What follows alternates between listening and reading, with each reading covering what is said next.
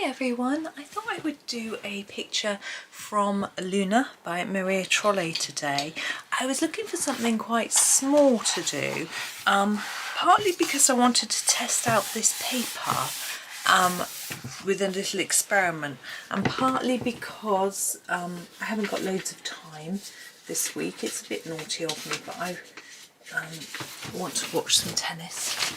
So I'm making my videos a little bit shorter, and so I picked this little tiny picture down in this corner, and the reason I wanted something here, as I said, I wanted something a little bit smaller. I'm going to test out some watercolour pencils on this paper. I'm just coming in really close and then I shall move the book. I can't do both at once because I need my other hand. There we go, pop that into the middle of the page. Now, my watercolour pencils, I've just opened them. I was going to show them to you and now I can't. But anyway, my watercolour pencils are Castle Arts. I have the 72 set. I don't know if there's a bigger set, probably. But anyway, that's the set I have. It's fine. And these I'm thinking look quite like daffodils. So that's how I'm going to colour them. And I'm going to try out the watercolour ability on this paper. I thought it would be a little bit different. So we're going to start with the stems. Now I haven't got a swatch chart of these pencils, so I'm going to sort of have to guess. I'm going to grab the Castle Green to start with and do the stems. So there it is, Castle Green. Now I'm going to do all the stem in the same colour. Gosh, that's a bit bluey, isn't it? Now I don't know whether they change colour massively when they're wetted. I can't remember that they did. It wasn't something that I sort of noticed, so I think they'll be okay. Not like the Inktense, for example, which changed to a different colour. That's my start. I want a little bit of a darker one, so I'm going to use this one. This is the juniper green, and I'm going to use that top and bottom. Maybe just top actually, to sort of make a bit of a shadow. Now normally on a stem I would make it a little darker on the edge. I'm going to try just put a darker line. When I wet this I think it won't show up, but I'm just going to show you anyway. Now I realise that you're all going to say, oh, you need a small paintbrush or a smaller water brush. I totally agree with you, but you'll see when I start to wet it that I use quite a thick tipped water brush. This is marigold. There's a reason for that. I can't use a paintbrush. I'm just rubbish. I know I could practice and I could learn, but I haven't. So at this point I need to use something that works for me. I'm putting a lot down there because I want it to really stand out. So I have picked a water brush which has a fibre tip end, and therefore it cadmium yellow deep. Therefore it's actually got quite a thickish tip. But for me, I find that easier. But for you, absolutely, if you think it will be easier for you to have a smaller tip, absolutely get one with a smaller tip. There are loads of different brands of water brushes. I'm trying to think what my husband uses, because he uses the proper brushy ones, and he doesn't like, I've got a Caran d'Ache.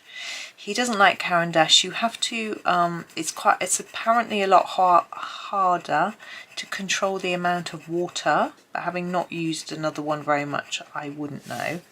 I'm trying to make this a little lighter here. I want it to be darker in here, so I'm going to layer it up a bit more. I'm hoping when I wet it that shows up. If it doesn't, we can layer up more pencil, so it's not a problem. I can't remember what he uses, but I think it might be the Derwent. But you get different sizes and all sorts. There are budget brands, there are expensive brands, lemon yellow, all sorts of things. So there's plenty to choose from. It's crumbled a bit. I'll brush it off in there at the end. So here I'm trying to make it a little paler towards the tip. Now something I've only just learnt, which is probably so obvious you've all gone, well, we all knew that, is that when you first put down the brush, it's quite saturated with water. So the bit that you touch with the brush initially is going to be the lightest because the water will dilute the pencil the most. So I was making the mistake of starting, say, here where I want it dark. So I've sort of learnt already that I want to start here where I want it lighter and push the paint towards the dark bit, which just feels the wrong way for me naturally to do it. But obviously those of you that know how to do this would know all this already. But anyway, I'm just sharing with you things that I've observed, and it's probably really easy and basic, but you know. Now I've got lots of Maria Trolle books, thanks to my friend Frances, who sent me a load of them, and the paper in them varies depending on where they're published, which isn't surprising, it's true of most books. So most of the ones I've got I think are the UK editions, or whether they're different to the US editions I'm not sure. But one of them is really, really thick, the paper, and I'm quite looking forward to trying out watercolours in that one. But I just picked this one today because it's got this picture which I really fancied doing. Okay, I'm going to put some water on this page now. I'm just going to brush off that debris. So this is my water brush, it's a Caran d'Ache, and it's got the a fibre tip end, and you can see how thick it is. But I'm just going to swoosh it on some, I'm just going to put some water into the tip and then dab it on some paper. I happen to have a bit of paper over here, there we go. And I'm trying to get the green, it's decided it wants to be green, there we go. So I'm going to do the yellow first because I don't want the green to discover the yellow. Oops, let's get it all in shot. So I'm just going to get going really and try and wet it. A lot of water is coming out of this brush. Even though I've dabbed it on the paper, it's very, very wet. I'm sure you can see. I mean, you could potentially, if it's too wet, use a bit of blotting paper, but then you would blot up the paint as well. So I'm moving from light to dark, so I'm doing all of these bits first. Of course I'm risking putting my hand in it when I do the next bit, and I probably will because you know what I'm like. So I'm just pushing the water towards the centre, hoping that that's going to keep it a bit lighter on the tip, like that.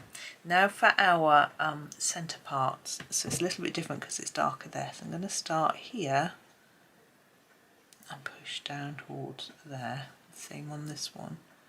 So yeah, some people do say they dislike these Caran d'Ache brushes because they're so wet, and I can see why you might be worried. I'm going to blot that one. There we go. Let's try and blot it a bit on my paper. Then the stem. Again, I'm going to start in the middle, try and carry that up and then down. So yeah, it's and obviously I would leave this to dry quite a long time before closing the book. I'm just getting rid of that colour off the tip of the brush by dotting it on my bit of paper. I've got a bit of toilet paper, it's not particularly nice. I was too lazy to go down to the kitchen and get some kitchen roll. So there is our daffodil design. Now we could add a little more to it now it's been wetted. Is that the right word? I don't know. I can still see the colour graduation which I wanted from dark to light, which I'm really pleased about. So my technique there worked. It smoothed it. Now yellow I find really difficult to get an even coverage on the page, but by using this I'm sure it is better than it would be if I just did it in plain pencil. So that is again something good. that I'm pleased with. It hasn't faded the colour too much. Maybe just that first one is a little bit pale. I might just grab my lemon yellow and do a little bit extra on there. The only thing is now it's wet, it's going to actually probably help. I'm not going to re-wet it, but the wet paper might help to pull the pencil off the you know, the colour off the pencil. There we go. So just put a little bit more on. Now you might want these parts a little bit darker. I'm just saying that's just quite dry. It's dried quite well. So I'm thinking about maybe a bit of shadow. I find shadowing onto yellow really difficult. What do you do? Do you do it in grey? Do you do it in sort of brownish? I'm just looking, what have we got here? We've got burnt umber, a Davy's grey, that might work. I'm going to try it. I might just end up totally ruining the whole thing, but you know, I'm going to risk it. And then you can decide if you want to do it. So I'm thinking in the cup part here, it's going to be some shadowing, and I'm just going to pop a bit here. So sorry, I didn't show you, this is the Davy's grey. So it's quite a pale colour. And I'm just going to start with a really light touch and just build it up and a little bit. And I sort of might help this bit to stand out, because that is what I was hoping. It would stand out a little bit more. There we go. So that, I'm quite happy with that actually. I'm just going to take it up to the edge a bit more. I'm being really gentle because obviously this is wet. I don't want to rip the paper or anything silly, and also I don't want too much down. Let's sort of follow those lines there, look, and just put a little bit at the base of there. And this is quite a pale grey, which is good, so it means I can't make so many mistakes with it, which I don't want to do. I'm being a little light and cautious. And I'm not going to activate this, I'm just going to leave it unactivated, because as I say, I think the paper is probably wet enough anyway. And it's okay to do, these are designed for use for wet and dry anyway, so that's good. And I feel that we might lose it if we wet it, it might just disappear as well. Just putting a little bit down, particularly in between the leaves, so there'd be a bit of shadow, petals, sorry. A bit of shadow, and this one particularly because it's near the back. I think there'd be a bit more shadow on it. And we're going to go into the cup like we did on the other one. Just put a little bit more in. Just gently work up the layers until you feel that there's enough there. It's always a bit tricky, especially if you're really pleased with how it looks first, and then you start fiddly faddling, you're like, ooh. But I'm happy with that. I don't even know if it's that visible, but that's okay for me. The stems I'm not so happy with. I'm going to have another fiddle with those. I think the shadow, what colour is that? Cool grey. I think we need something a little bit darker, like a sepia. We have a sepia, we have a Van Dyke brown. What's that? Ivory black. I think I'm going to go for the burnt umber on the leaves. I know they're bluey green, but I really want them to not be that colour. So I'm going to sharpen my burnt umber, and I'm going to have a fiddle around with those. So I'm going to start the top where they would be more shadowed, and put some down here, and a bit on this one. Oops, this paper's still wet. And then a bit on the edge. Remember I said I was going to try and shape them by making them a little dark on the edge. I'm going to do that here with this one. Some of it is still showing up from the green actually, but this will just emphasise it a little bit more.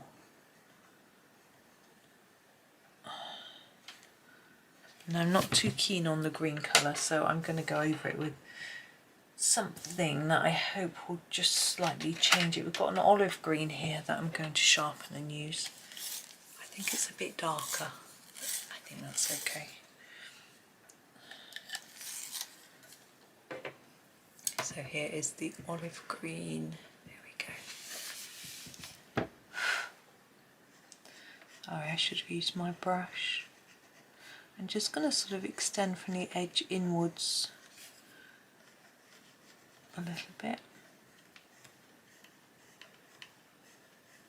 So the centre part I want to continue to be a bit paler. There. I'm going to leave it there. I think if I fiddle any more it will spoil it. Now I'm going to leave that book open for probably until tomorrow. It's just sort of just after lunch, so that book will be open for quite some time while that paint, I make sure the paint dries. Now the page is already curling a tiny bit. It would if I'd used normal pencils anyway, but because it's only a small area, when I shut the book it will squash it back to shape. On the back there's nothing. I can see actually when I turn over the back. Hang on. Let me show you. Oh gosh, I'm sorry. Making a noise. I'm trying to zoom out, but it won't let me. Come on, camera.